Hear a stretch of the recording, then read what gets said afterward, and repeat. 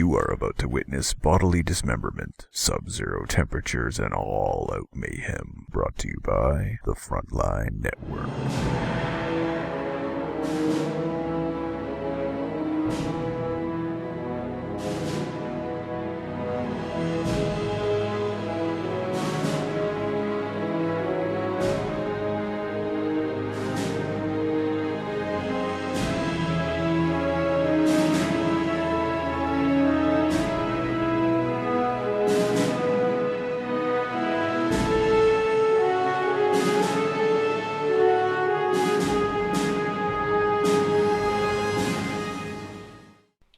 Sup, CH fans, and welcome to the third Company of Heroes 2 beta cast, brought to you by the Frontline Network, presented by me, FatalSaint, and my good friend Tommy. What's up, Tommy?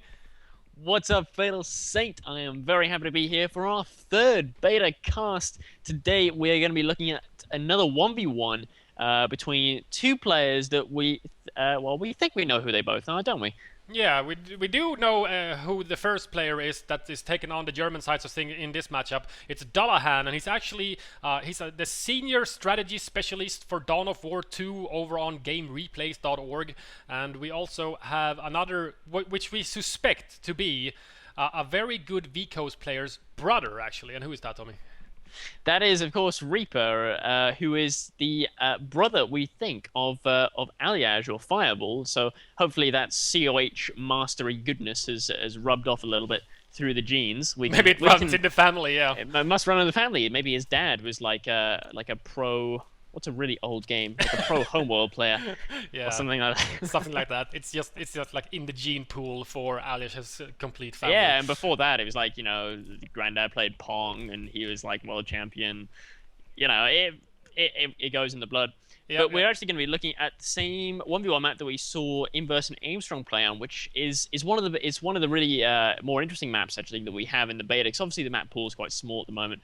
But it's a really interesting winter map. It's got some really cool cutoffs, which is always nice to see. Cutoffs returning to COH2, and some interesting resource locations as well. Yeah, especially with the double victory point in the north, and the heavier resources and more sectors in the south. It's a cool division of the resources and what you want to go for. If you want to go for the resources and maybe build up your army so you can just take the northern VPs by force before you lose, etc. So it's an interesting map. It's usually, at least when I've played on it, it's a lot of fun. Yeah. So you ready to go, Tommy? I am ready. At the 5-second mark, on pause in 3, 2, 1, unpause. 6, 7, 8, 9, and 10. We do have Dullahan building his tier 1 building with the first starting Pios. He's not actually building a second Pios, so he's just going with the 1, just like Armstrong did actually when we did beta cast 1. He also only started with 1 Pio. I'm kind of stuck in Vico myself, so I always build a second Pioneer, Apart from the starting one you have, I always build a Pioneer because it just feels like I want 2 Pios. Isn't it? Yeah, I want 2 Pios, and especially since considering, I usually always spend my first 60 munitions on a flamethrower, and then eventually I get a second flamethrower, and 2 flamethrowers are really powerful when teamed up together. They can really, really rip everything to shreds, so you basically burn everything to ashes with their flamethrowers. So I always go for the 2 Pios. Yeah, I mean, for me, I've actually been favoring the single Pio start myself, just because they do tend to lose out the combat engineers, and as a lot of players are building either 2 combat engineers, or even if they just build the 1 in this case, the combat engineer is generally going to beat out your Pioneer in pretty much any scenario. Unless you get lucky, you manage to hop in a strategically significant building. And we actually have this, and now this is interesting, something we haven't seen before. There's actually some wire going down really early at this gap in the hedge. Very, very early wire. I guess he's protecting his cutoff from the south, so most likely he's going to focus on the southern fuel maybe to get a steady income of fuel so he can keep teching and then try and out-tech his Soviet opponent. So it's always interesting to see new things happening in the Code 2 beta, because basically everything's new for everybody, so no one really knows what it's the go-to strategy on any map really at this time. So it's still in full experimentation mode. Everybody's just experimenting with everything, building wire minefields, what type of units to get and where to place them and what to focus on, etc. It's all still brand new. Exactly, and and that's what's really interesting, because when we saw Armstrong play, It was reverse positions, wasn't it? It was with Axis on the right, but he focused on the north mainly. But Dullahan, he seems to be playing it sort of more stretched out. You know, we're going to have our first engagement actually down here in the south between this Pioneer squad and our first conscript. We've had a double conscript opening from Reaper, and he is now transitioning into the Special Rifle Command Tier 1, which is where you can build those open-top scout cars and snipers. So it might be a little bit different to the sort of to the general kind of conscript span that we've seen so far as the sort of the emerging primary gameplay from the Soviet players. Yeah, I see a lot, at least when I've been playing the 1v1s in Code 2 beta, that my Soviet opponents usually go for something around 4 conscripts and then into one of the 2 buildings. Either they go for the tier 1 building and maybe get a half track and stick their combat engineers with a flamethrower in it, or they're going for the support company so they can get rid of my MG, for example, with a mortar. But generally, I always see, you know, a flat-out 3 or 4 conscript start, it seems, and then maybe add another engineer to that, so he can also get double flamethrowers. So it's different. Everybody's playing differently because no one knows how to, you know, this is the win strategy. I gotta build this to win, otherwise I'll lose. Yeah, exactly. I mean, it's even though obviously the balance is sort of a low priority at this point in the beta, it's not bad at all. There is definitely room for experimentation with really any kinds of units, and we've seen Fatal and I have been playing plenty of games. We've been playing 2v2s, we've been playing 1v1s in the auto match, and there is a real variety from both sides. I think when it comes to the Soviets, especially because it's such a new faction, even though it has some parallels to the US, it does still have its own quirks and its own unique features, not least these very early open top half tracks, which are really, really powerful. What's he got in that half track anyway? He has the nastiest thing you can put inside them, which is a flamethrower. The most lethal combination, with sticking flamethrowers in open top half track so you can shoot out of it and flame everything to death. And this MG is completely caught out of position, but Dullahan is quick on the retreat trigger and instantly retreats it. Hopefully he won't lose that on retreat, as those half tracks are fairly speedy and can give pursuit. And that MG is actually taking quite a bashing. He lost 1 guy. But he did do a fairly early retreat. He only took a little bit of health damage before he had to pack up and leave. So maybe he's actually going to live. He's down to 1 man, very low health, and that half track is not giving up. He went all the way into the Wehrmacht base, got shot by the base bunker before he's now forced to turn around and drive back to safety. But leaving the MG there, which is different from Competitive Heroes 1, is if the MGs is unpacked there and you lose the crew, the MG is gone. And now they actually drop the heavy weapons, even if they get killed on retreat, for example. Yeah, and that's actually a really good change, I think, because it always felt really, it was always very dicey, wasn't it, whenever you would have a sort of an MG that had just packed up, and if your opponent just happened to kill it at that precise moment, you would lose everything. It was a very, very nice combination with the Faust on the half track, actually destroying its engine, I think, and then a mortar round landed just a split second later, actually taking it out, and the barrage is continuing to destroy that abandoned half track. There it goes, explodes in fiery glory. I really, really enjoy the physics of things exploding, buildings getting shredded by tanks, etc. It all looks really, really cool. Yeah, that's one thing that has been done extremely well. Wow, so that far. wire was actually useless. I just saw the conscript retreat yeah. right by it. Yeah, He missed that a little bit. He missed that a little bit. It wasn't connected to the hitch, I guess, completely. So there's a little gap there for the barbed wire for the infantry to go past. So that was a bit of a mistake from Dullahan, apparently. We do have, I think it's actually placing an S minefield, anti-personnel mines, at the south of the field. Are brutal. When a unit tries to go through one of those minefields, it is absolutely horrendous. I mean, just look at that. It lays so many mines. I'm looking at 1, 2, 3, 4, 5, 6, 7, 8 individual mines right there, and I probably haven't even highlighted all of them. Yeah, I got 6 of them on one highlight. Let's see if I can get some more. Yeah, it's crazy. But the interesting thing about the way that these S minefields work is that if you zoom in closely, you can actually see the little skull and crossbones marking out the minefield, which is sort of, in one way, it telegraphs where your minefield is, but in another way, it sort of forces your opponent to avoid it entirely. Is that a bundle? That was a bundle. He did actually lose a grenadier on retreat to those flamers in the half track and the top gunners on them as well. We do have tier 2 up for Dullahan on his first Panzer Grenadier on the field, but he did lose that one Grenadier. So he's down one mainline infantry unit compared to only, I think he's only killed that half-track before. Ah, he actually destroyed an engine on the second one. The Flamer engineers pop out. They should probably start repairing that instantly, and they seem to be getting to work. Yeah, there we go. Taking out their blowtorches. Well, now, what we have here, we've got in 15 seconds, we're going to be hit with a blizzard, and you can see on the screen things are getting whiter and whiter. There are a couple of interesting things about blizzards that we haven't mentioned before in our previous shoutcast. It covers over all sort of areas of heavy snow. So wherever there used to be footprints, there won't be any more. They'll all be covered up by the heavy snow. So you can use this tactically as well. You know, if you're trying to hide a unit in the snow, particularly when you take into account the much lower visibility and lower fog of war. Because we've seen in games we can have two tanks riding up to almost within point blank of each other and still not seeing each other. It's great. Yeah, they can be very, very close to each other in a blizzard because your view range is really obstructed by all of the snow. And we do have the Pioneers. They cap the point, but the Flamer half-track is here. He actually gets bit one and roasts that Pio to death. At the same time, we do have a Panzer Grenadier going up against these conscripts in the north. But you can see right now on my screen, they're very close to each other, but they can't see each other due to the blizzard. The snow the conscripts are actually cloaked because they're in heavy cover. They only now started firing just before they started shooting. Because they were in heavy cover during a blizzard, they actually had deep snow as well, yeah. Yeah, I think that was a bundle. They had cover. That was a bundle being thrown by the Panzer Grenadiers. Panzer Grenadiers, very powerful, packing 4 MP44s. Very strong while on the move. Very strong when they're up close. Oh, now these are some interesting units I don't think we've seen before. These are shock troops. They have the equivalent of elite armor if you're used to Vico. They're very, very strong. They can take a lot of damage, and they have the option to upgrade with those really nasty PPSH SMGs, which will beat a Panzer Grenadier squad quite handily in close range.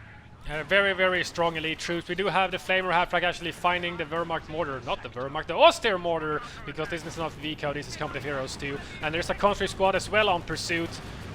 I think this might be Dune. We do have an armored car out. It is not upgraded with the Top Gunner yet, however, or the auto cannon on that.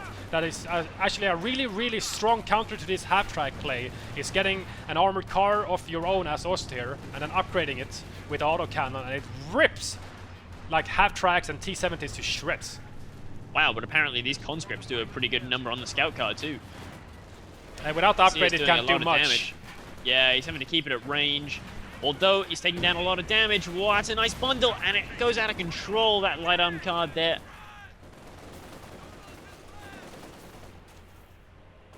That cutoff move didn't actually cut off anything, did it? The fuel at the bottom is still connected.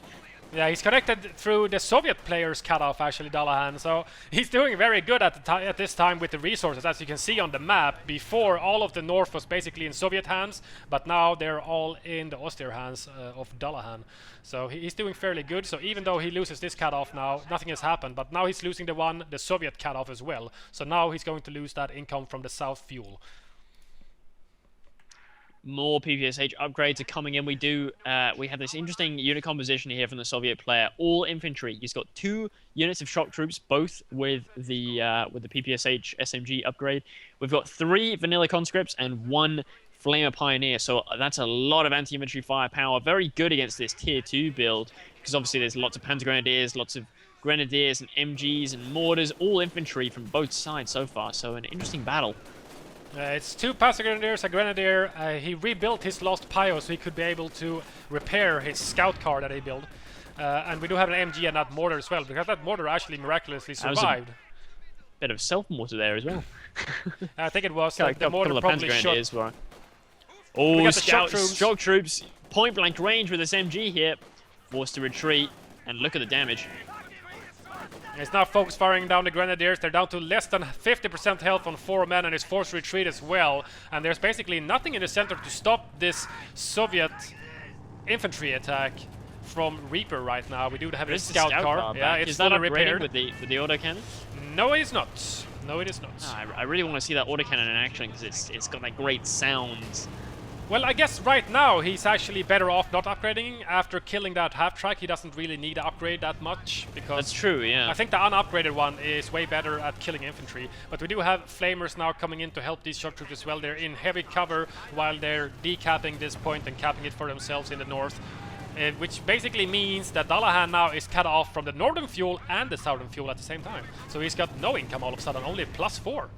He basically has no territory because everything is cut off. He's only got the munitions income. It's a really nice cutoff move here by the Soviet player. These shock troops now getting into close range. I do believe they have grenades as well. One bundle grenade goes in. Oh my god, look at those limbs.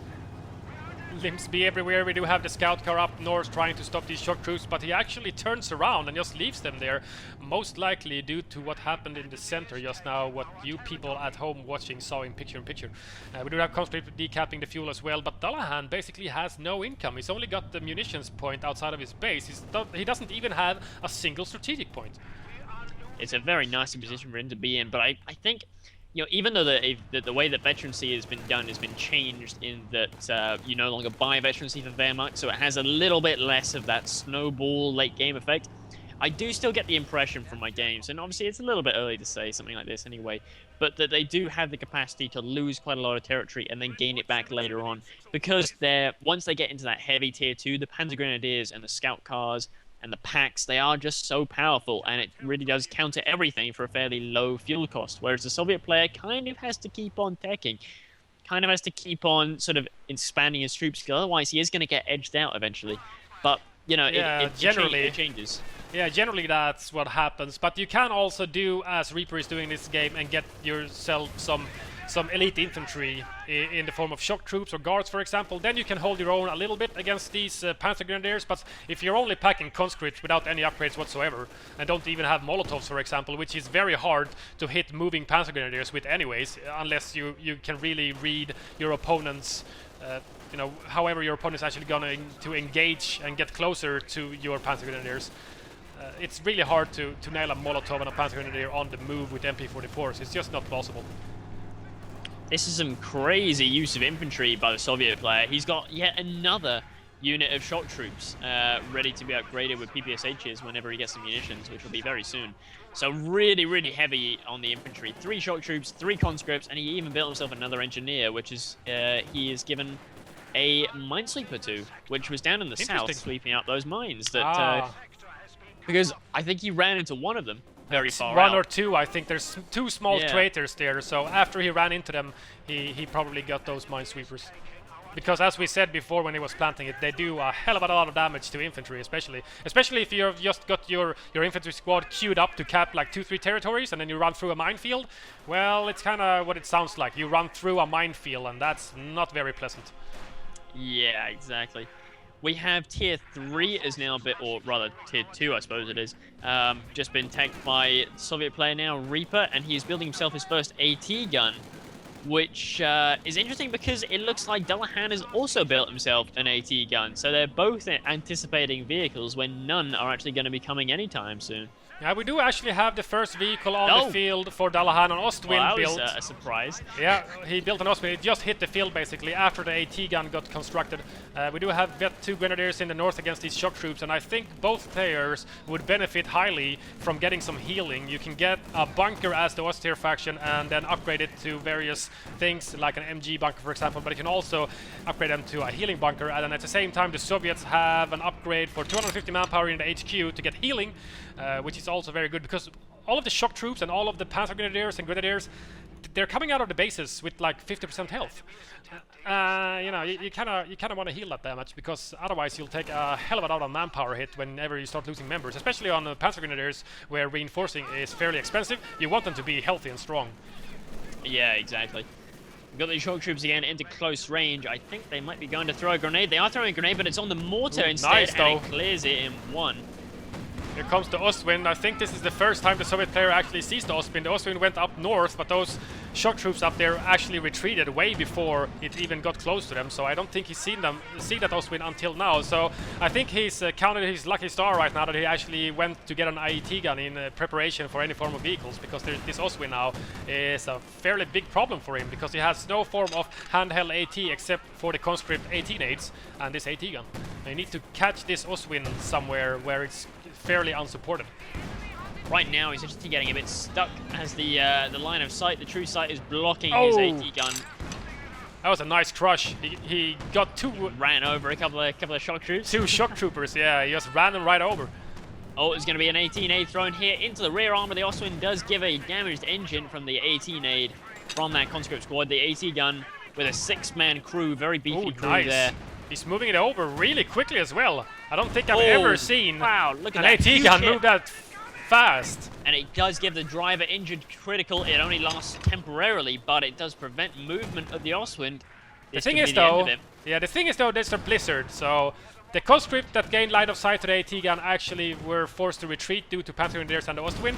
Oh, but he does get it, he does get it. You could still see it. Just a fraction of a second later, he would have missed it, but it takes one guy, 2 guys with him before he explodes in fiery passion.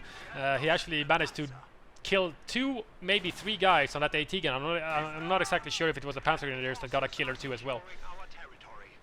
So that was a bit of a nasty loss there for Dullahan, because those Oswinds are not cheap. 100 fuel. 100 fuel right now. Obviously, that's probably going to have changed by the time that you're watching this at home, but it's right now they are they are quite the investment because they are very strong units. So I guess that's left Dullahan, considering that he's lost the bottom fuel now, he's relying just on a single fuel point.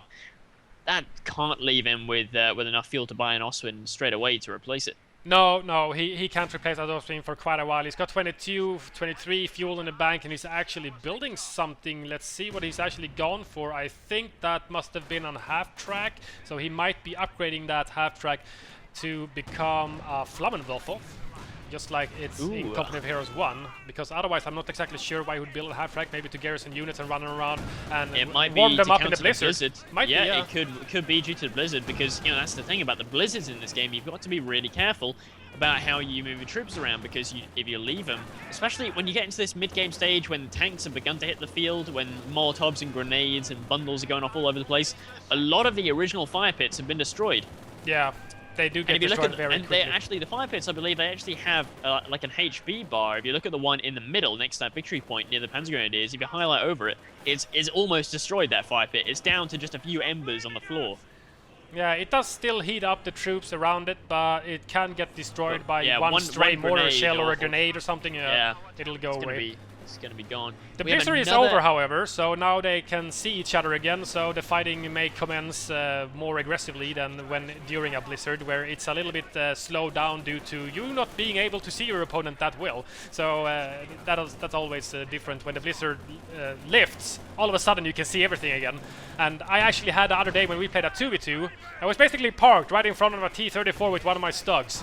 And I didn't know it was there, and I don't think he knew I was there either. And then suddenly the blizzard hits, and there's like an infantry squad, conscript squad, a T-34, and my Stug's just like, where did you guys come from?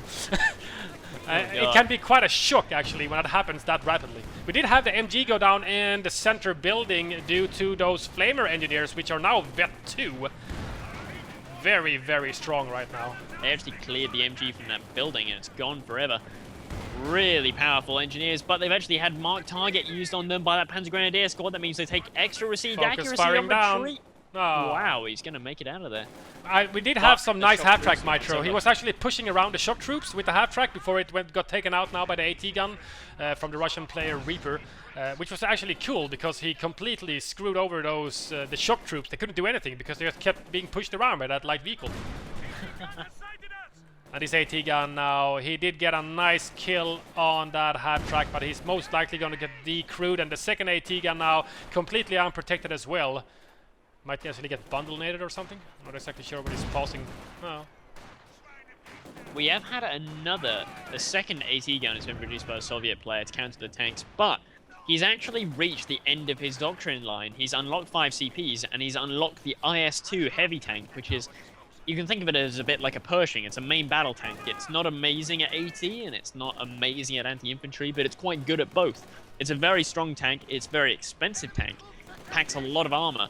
I really, really want to see it in battle because it's just one of those huge behemoths, one of those huge super tanks. They just look so awesome. Model is so inspiring to look at. It's just massive.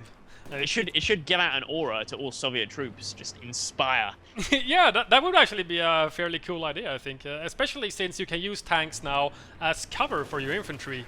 So, if I took cover behind a T-34, I would probably feel kind of cool, but if I would take cover behind one of those tanks, I'd feel completely unstoppable, probably. I feel so safe. It's still warm, fuzzy inside. So safe. We do have these shock troops actually just running past that MG before they get to repairs, try to take out that mortar. It does actually live and retreat with its life. We do have some... used by the conscripts in the middle as they charge up to this MG at point-blank range, probably going to try and hurl a Molotov. Yep, he's reaching into his pocket. There it goes. Molotov goes into the building. And the building is set ablaze by that Molotov, and the MG is actually packing up inside and leaving. They do not fancy burning up inside a building and having that building as their last tomb. But he actually almost gets killed by the flame dot because it's burning outside of the window, and he's set up just outside of the building. That was very close. He could have lost that MG as well. That would have been pretty funny. We still have no further tech from the Soviet player. He's invested in medics, in 18As, in Molotovs, and he's sitting on almost 300 fuel, but still is just rocking the shock troops and conscripts and engineers and ATGs, all infantry. No tanks yet. Still no IS-2. I want to see that IS-2. I hope for it to hit the field soon, that he actually, if he could afford it, I guess. And that AT gun, relentlessly Dullahan is just hunting down the support weapons, the AT guns from the Soviet player Reaper with these Panzer Grenadiers, and they can't really do much about it. There's a flamethrower, stole the building here in the middle. Nice! Spec 2 flamer. And whoa, it's an off-map here. Incendiary off-map is used on the pack and the mortar there. Decrews both of them. The dot damage doing some weapon to the damage to the guns there as well. And now Vet 3! It's very, very low health. Oh, no! He actually goes down in the building due to the Panzer Grenadiers. I'm not exactly sure why it wasn't firing back, because it looks like it should be in range, but maybe it was just out of range. But he loses those Vet 3 combat engineers, because those engineers, they were kicking some serious ass this game. They were seriously owning shit up there. That was unfortunate. Got some mass recrewing here going on by the conscripts. Shock troops are moving back into the middle. Ooh, nice 18-8 on the half-track by the Vet 2 conscript squad. It looks like most of the Russian armory is starting to get fairly vetted up. Is that so? Yeah, I mean, we do have a Vet 1 shock troop, a Vet 2 shock troop, and all three of the conscripts are all at Vet 2. So with Vet gain now coming in generally a lot more thick and fast than it did in Vico, we should be seeing some Vet 3 on one of these troops sooner or later. Yeah, my god, did you see that bundle? That was limbs flying everywhere again. Oh, he actually damaged his scout car, friendly fire from that bundle as well, but it's manpower-wise totally worth it. Oh no, that scout car is actually getting hit by that AT gun and magically survives and actually gets out of the way. Given the kickback that you see on the AT guns and like the sound of it, you'd expect a scout car to just explode into a million pieces when it gets hit. It just seems so light. Yeah, it does seem like quite a Jeep light. Getting hit by a KT, you just expect the whole thing to explode. Yeah, you just... Oh, that's a lovely grenade here used on the Vet 2 Panzer Grenadiers. They just get out of dodge. Well, this vetted infantry now from the Russian player might be too much for this MG to handle. He does get the suppression off onto both squad. A Molotov is thrown, however, which is going to force it to at least relocate. It can't stick around in the flames for too long without dying. He gets Vet 1 for taking some damage and dealing some damage with the MG, but he is forced to retreat. But both of these two Soviet squads now very low health, down to 3 men each, forces those to retreat, especially since the half-track came here. There's a second conscript squad, however, also Vet 2 now from Reaper, throwing an 18-8 on that half-track. These half-tracks are not having much of a fun time, and neither do the scout cars. There's just AT gun and 18-8s everywhere. Is the AT gun? No, it's not going to be able to finish it off. It's just so close to death, but it's going to live. Still no tech from the Soviet player. He's just sticking with his first 2 tiers, pumping out that infantry. The reinforcement costs are what are really biting into him, I think, at the moment. And no evidence that he's holding out for anything big, but we can always hope for an IS-2. Yeah, I can always hope. It's always a possibility as he has it unlocked. We do have a doctrine chosen for Dullahan as well, but it doesn't actually contain any of those heavy vehicles like the Tiger, for example. So he's got a few off maps, etc. But he's spending most of his munitions fairly rapidly. With mainly, I think, bundle nays is what's eating up all of his munitions right now. You can actually see now, because there's a little experience bar for each individual unit, how close a unit is to vet 3. And I can tell you that we have one of the conscripts and one of the shock troops very, very, very close to vet 3. Just got to be a couple of kills, and they'll be tipping over the edge, and that's going to turn them into real powerhouse machines. I mean, it's not quite like Vico, where a single vet 3 rifle could essentially win you the game, but they are still extremely powerful, and they get some really massive bonuses at vet 3. Also to note is that the VPs for the Soviet player now is down to 71. He is in control of the 2 VPs in the north, however, so he has stopped that drain and put it back onto Dullahan down to 325. But right now, the German player is basically sitting pretty. I think he's feeling fairly confident, and he can let the Soviet player have those 2 VPs in the north for the duration of this blizzard at least, and then just go back there and just basically storm through everything that the Soviet player can have up there if he manages to get most of his units up there. Vet 3 Pigren. Stug is on the field. Drives over a fire and actually gets a temporary critical where the engine damage. Critical though. Oh, that was an 18-8, yeah. 18-8. That's a vet 3 conscript there. Lots of fighting over this munition point right now. The Soviet player is not easing up. He's just basically he's really steamrolling his way into the German base almost with all of this vetted infantry. I don't know. I mean, look at all the Axis infantry there. It's just waiting for a counterattack. They're going to start to move back in once again. And the lack of tech from the Soviet player really beginning to bite him now. Yeah, I guess he just can't afford taking because the reinforcement cost from those shock troops. Yeah, the reinforcement, the upkeep is just too much to handle. He does, however, prevent the cap of the middle VP. Going to keep it whited. Dullahan actually did. Oh wow, we do actually have the secondary use of the Russian AT gun as an artillery piece on an MG. Nice hit. As he finishes it up, a little bit of an overshoot. The Patriot Grenadiers are shouting down. One of them are actually freezing to death. There's no fire around anywhere, and he needs to get them into the building or into a half track or something. Nice Molotov on those frozen Grenadiers. You'd think they wouldn't be frozen after they get hit by a Molotov, wouldn't you? I think they would warm up really, really quickly. Not in the pleasant way, however. Very, very, very unpleasant to heat up with the use of a Molotov on your clothes. And it's alcohol as well, so alcohol plus heat, I mean, they should be boiling. Quite literally, they should be boiling. Yes, their skin probably is boiling, or their blood at least. It's actually, we do have a stolen Soviet AT gun, which is rolling up to the north now, and we do have these shock troops. They forced off a Vet 3 normal Grenadier squad from Dullahan, and he's actually going to reclaim that VP in the north, continuing the drain on Dullahan, which is now down to 242, so he's not sitting as pretty as I did before. We do have the 2 Panzer Grenadiers actually loaded up in this half-track. A Vet 3 conscript just charge into the middle, decrew the MG with 2 rifle shots. It's chucking an 18A onto the Stug. This is a bit of a Terminator squad right here. It's just trying to see how much damage he can do. He's now moving up to the north. I think he might be trying to cut off maybe the units in the north. I can't quite tell. Shock troops here next to the Stug, and the Stug's now getting hit. It's got a driver injured critical. That means he's going to take another couple of hits from the AT gun. Oh, very, very painful.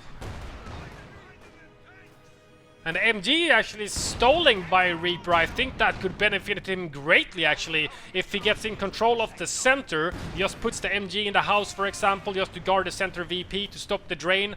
Then he only needs to keep one of the VPs in the north, not both of them, to stop the drain on his 71 VPs now. We did have an AT nade used on this half-track in the center, and the AT gun is actually very nicely repositioned. Very nice micro from the Soviet player throughout the game, I might have to say. We do have the 2 Patriot Grenadiers actually jumping out of that half-track now, trying to kill these Vet 3 shock troops, but they're basically Vet 3 versus Vet 3. It is taking forever. Noah's actually getting that damage due to the increase in armor, and I don't think he's stopped the VP, and at the same time he's capping the 2 VPs in the north, but these Panzer Grenadiers in the center, they're fairly outgunned.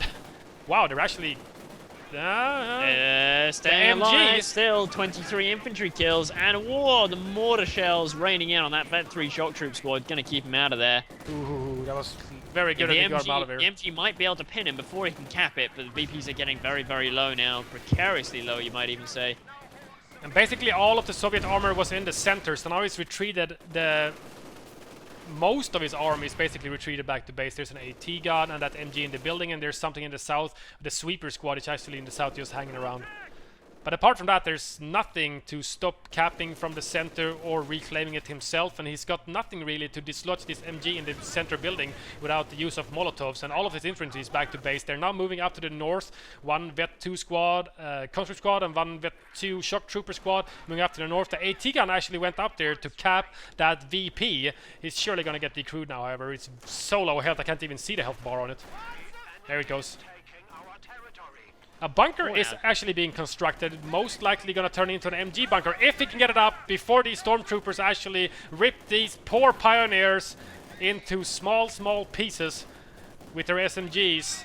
He's forced to retreat both of the squads, and that bunker is destroyed. Back here in the center, we've had a use of smoke barrage by the mortar.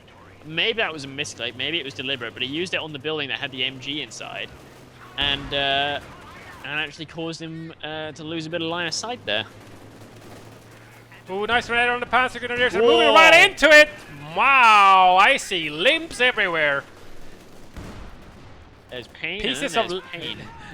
pieces of leg and arm and torso everywhere. But that MG used here. he needs some Molotov in that building, and that's exactly what he's doing with those conscripts. The MG actually packed up as soon as he saw that, however. So he's going to be able to move out of the building even though a Molotov was thrown into it before it does any significant damage to that MG. And the conscripts are actually trying to flank the MG. Oh, he almost gets it up, but there's the Vet 3 shock troop squad easily going to kill that MG crew. And the mortar is forced to retreat as well due to the conscripts charging, continuing their charge to the center. And now he is in control of all 3 VPs, down to 27 himself, the Soviet player. Dullahan has his work cut out for him right now. This is getting very, very nasty here for Dullahan. Was that a grenade? On the That AT was a gun? grenade. Oh, I didn't even see him it throw was it. a I didn't even notice him throwing it. I didn't even see the timer or anything. I'm just completely blind. We've got double half tracks. Now that's interesting. Yeah, I'm not exactly sure what the idea is behind this exactly, but you know, obviously it's very good for getting around the map Kill very him quickly. with superior thermal warfare. Yeah. Always have your troops warm. Oh, there's a nice grenade. But wow, I think it's the veterancy that kept him alive on that one. It was fairly lackluster, wasn't it? It wasn't just me that thought that was kind of lackluster. Yeah, it took him down very low. He's using that half track to actually reinforce from behind the building while still keeping it out of sight of the AT gun there, which is smart. But all 3 VPs now are in Soviet hands. Down to 111 VPs. It's getting fairly desperate for the austere player as well. I wonder if Dullahan might be able to mount a comeback with this blizzard hits though, because he's the one with the 2 half tracks. Like I said, thermal warfare. We had a nice grenade thrown by the shock troops in the north guarding that VP on the Vet 3 Grenadier squad. I just saw pieces of arms and legs flying all over my screen. I barely caught it. Nice grenade in the building. Those Panzer Grenadiers, do they even have any health? Do they even have any health? They're 4 men, 3 men, 2 men. Wow, those guys took a crazy amount of punishment. We did have a Pioneer squad trying to sneak behind enemy lines in the north, grabbing that fuel, but there was actually a Vet 2 3-man conscript squad there, which had just recruited the AT gun in the north that they had reclaimed.